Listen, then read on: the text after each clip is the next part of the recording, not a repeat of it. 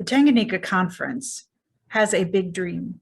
Currently, they have 3 days of pastors training that they want to expand into a 3-year accredited theology school in the Democratic Republic of Congo. The Democratic Republic of Congo has 21 provinces and 5 episcopal areas with multiple conferences in the Congo and surrounding countries. The area that I was appointed to is called Tanganyika Conference.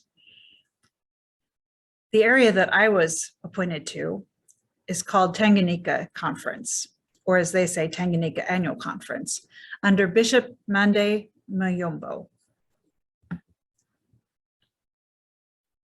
Very few Congolese pastors get to attend a university, let alone go to a seminary.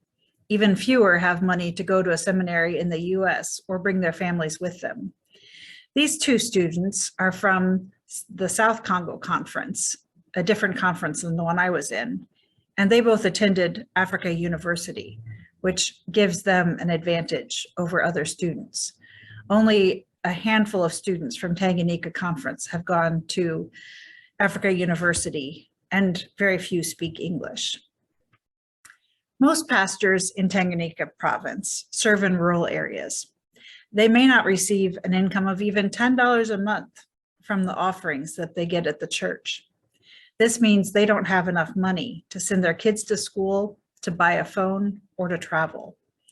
It's expensive to go to seminary or pastor school, which the Tanganyika Conference currently does not have. If they're able to raise the money or get a scholarship, they must go to a seminary in another conference or even another country, and often they don't return to Tanganyika. So each year, what currently happens is that either before or after the Tanganyika Annual Conference, there are 3 days set aside for an extension to educate approximately 100 pastors. This is not enough. Tanganyika's pastors are mostly male due to its more patriarchal culture and impoverished, difficult, dangerous, and unstable situation of a province. The conference does have 5 female pastors who are all very brave and determined. They want to recruit more female clergy, like Pastor Marie, who was just ordained from Africa University. Many pastors' wives also attend the 3-day training, and they would also want to come and be educated with their husbands. Clergy wives generally have very little education, as do many women here. When pastors are able to go to other seminaries like Mulunguishi in South Congo, the wives receive some education and job training to help them to support their family. We would want to provide something similar. Depending on where a conference is held, the 3-day training may not have a large enough building or electricity or lights or a sound system, and so they have to meet outside.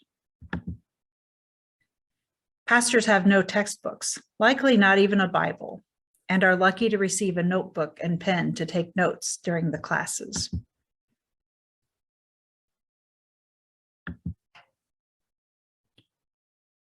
Conference leaders and senior pastors with the most education and experience teach these classes. The training includes time for worship and prayer, of course. The pastors and the leadership of the conference and the bishop have a big plan, a big dream, and they have the land to build it on.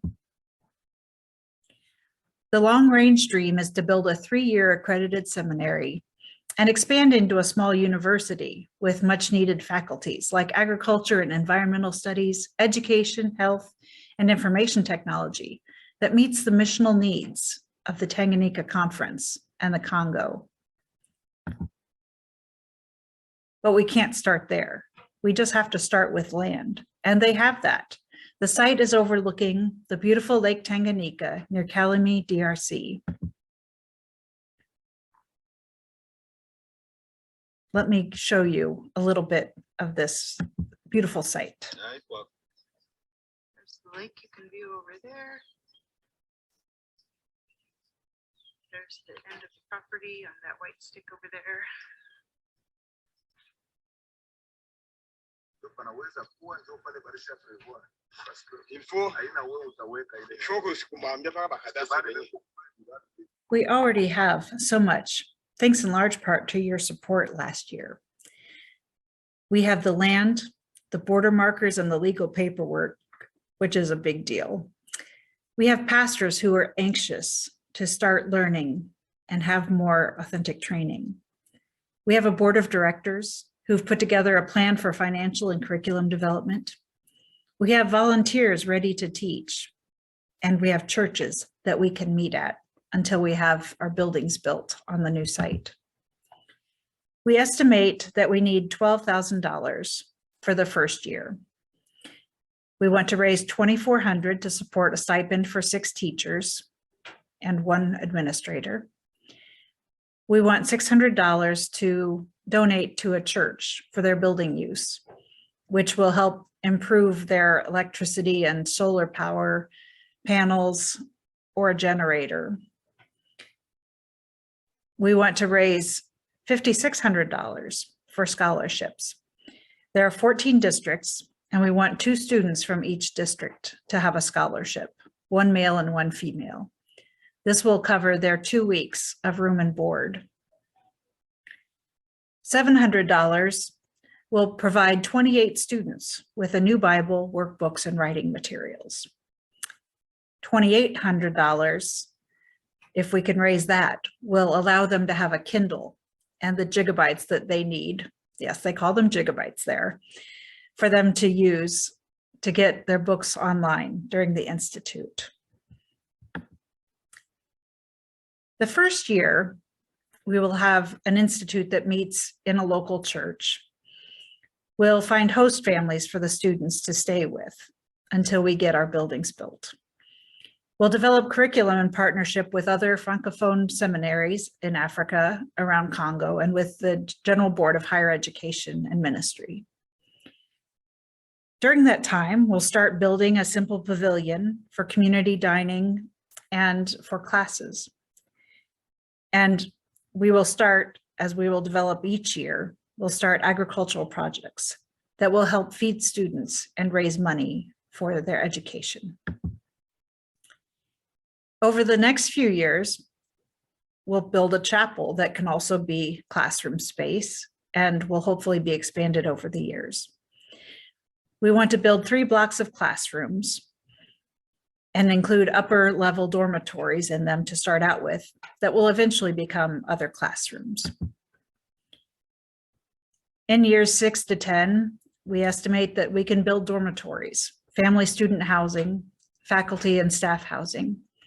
And we'll take those upper levels of those first classrooms and convert them into more classrooms and expand the chapel.